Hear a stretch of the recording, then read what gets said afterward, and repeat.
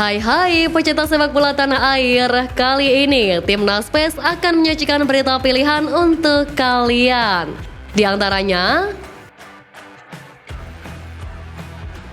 GBK tak layak gelar pertandingan Timnas. Blunder fatal Hernando Ari rugikan Timnas. Hernando Ari hancur lebur, Timnas butuh Martin Paes segera. Saint Patinama ungkap kekecewaannya pada penggemar. Jadi simak terus berita Timnas PES selengkapnya.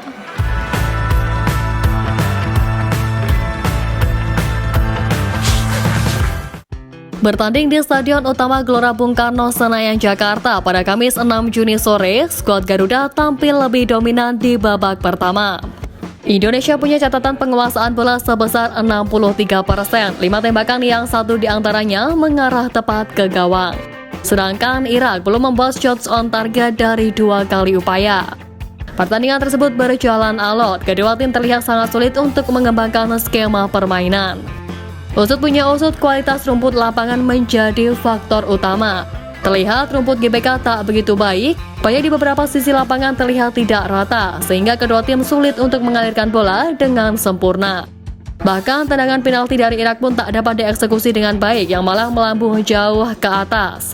PSSI sudah selayaknya mengevaluasi hal seperti ini, biar bagaimanapun kualitas rumput lapangan sangat mempengaruhi kualitas permainan tim.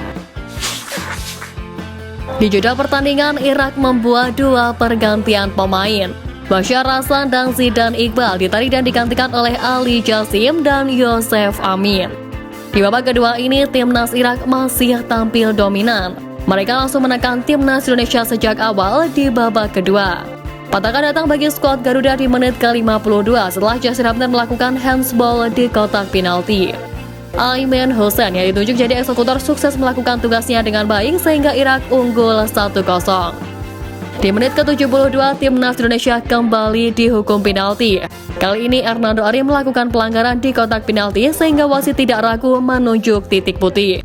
Namun beruntung eksekusi kedua Aimen Hussein melambung tinggi di atas gawang Indonesia sehingga kedudukan tetap 1-0 untuk keunggulan Irak. 10 menit berselang, Timnas Indonesia harus kebobolan lagi. Kali ini Hernando membuat blunder saat mencoba menggocek bola di kotak penalti. Namun Ali Jasim berhasil merebut bola dan melepaskan tembakan ke gawang kosong Indonesia. Skor berubah menjadi 2-0 untuk keunggulan tim tamu. Di babak kedua, Timnas Indonesia mencoba mengejar ketertinggalan, namun skor 2-0 bertahan untuk kemenangan Irak. Timnas Indonesia akan memiliki jersey edisi spesial menyambut Hari Kemerdekaan dan sedang dalam tahap pengembangan serta bakal melibatkan banyak pihak dalam proses pembuatan. Managing Director Garuda Sepak Bola Indonesia Marcelo Marsita menjelaskan pembuatan kaos tanding baru bagi skuad Merah Putih tengah berlangsung. Namun di laga Timnas menghadapi Irak, jersey Timnas ada yang sedikit berbeda. Hernando Ari mengenakan jersey yang berbeda dari biasanya. Terlihat kerah jersey yang kini mempunyai kombinasi tambahan berwarna hitam. Selain itu, warna jersey Hernando juga berwarna kuning. Seperti diketahui, Erspo menggunakan warna hijau stabilo dan biru dongker untuk jersey kiper. Tidak ada warna kuning seperti yang dikenakan Hernando Ari. Jersey itu diduga menjadi jersey edisi terbaru Timnas. Ketua Umum PSSI Erick Thohir akan membawa kasus Martin Paes ke pengadilan arbitrase olahraga.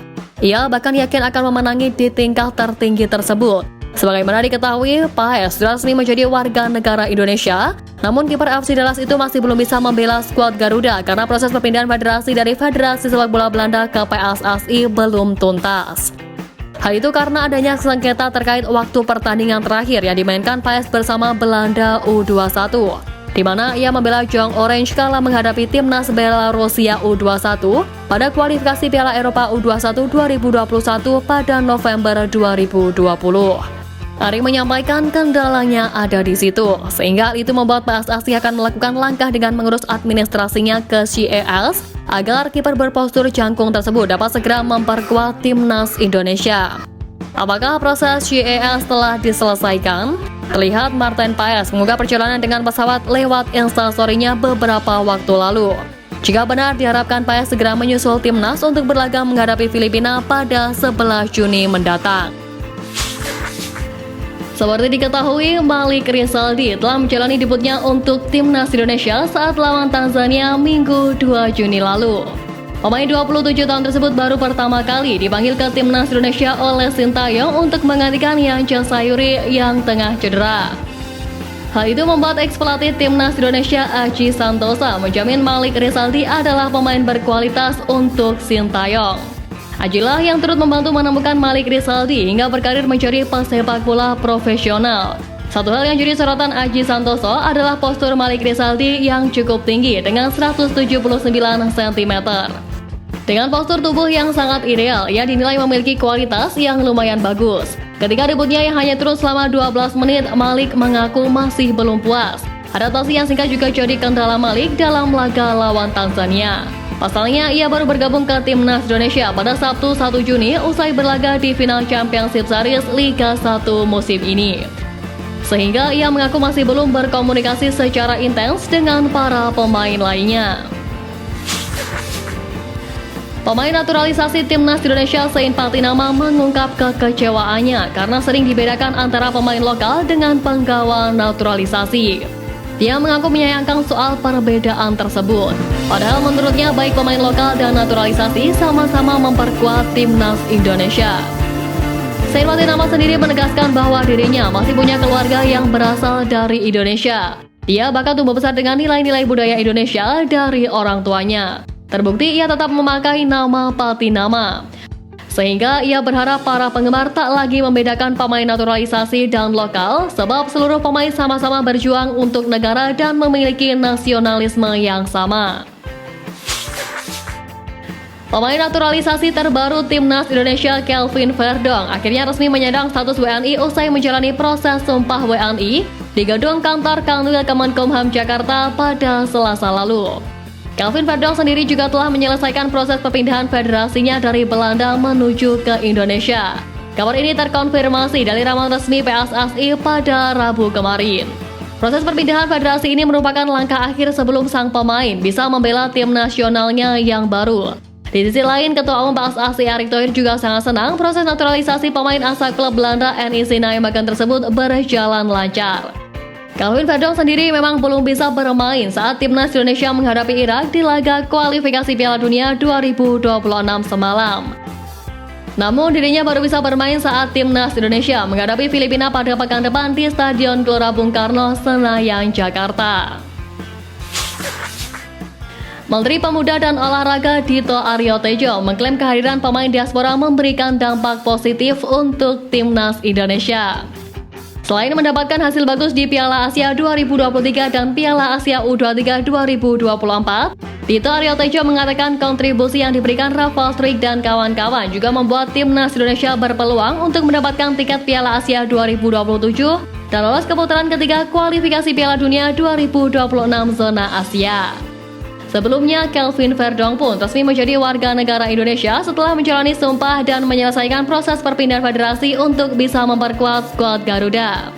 Kehadiran pemain keturunan atau diaspora pun membuat skuad Garuda mengalami perkembangan. Namun ada beberapa pihak juga yang tak mendukung adanya pemain diaspora. Terlepas dari itu, Dito Aryo Tejo menilai pemain diaspora bukan menjadi proyek jangka pendek untuk timnas Indonesia. Namun ia menilai kehadiran mereka bakal meningkatkan kualitas pemain dan kompetisi di Indonesia untuk lebih berprestasi lagi ke depannya. Kiprah Jay Isis mendapatkan apresiasi khusus dari media asal Italia Tutto Venezia Sport. Menurut Tutto Venezia Sport, pemain yang di Indonesia disapa Bang Jay itu merupakan sosok sentral yang membuat pertahanan Venezia menjadi kokoh. Bahkan mereka memberi angka rating sebesar 7,5 kepada Jay Isis. Sebagai informasi, ini merupakan angka yang paling tinggi jika dibandingkan dari semua nama pemain Venezia di posisi back. Jay Isis memang jadi salah satu pemain penting di balik perjuangan panjang Venezia di Serie B musim ini. Apresiasi khusus juga diberikan kepada Jay Isis yang bisa mengembalikan performa terbaiknya pasca mengalami masalah kesehatan beberapa waktu lalu. Sepanjang musim ini, Jay Isis mengukir 30 pertandingan dengan kontribusi 3 gol. Semua aksinya itu tak hanya dicatatkan di ajang Serie B saja, tetapi juga Piala Italia. Beban besar pastinya dirasakan tak hanya oleh pemain timnas Indonesia, namun juga oleh seluruh elemen termasuk Sintayong. Hal itu lantaran dua laga krusial melawan Irak dan Filipina dinilai sangat menentukan langkah timnas Indonesia selanjutnya di Piala Dunia 2026. Meskipun komposisi pemain timnas Indonesia saat ini jauh lebih matang, ini tentunya tidak membuat Sintayong lantas tenang dan bersantai. Jika melihat level pelatih dunia sekelas STY, ia bisa saja menganggap santai laga kontra Irak ini.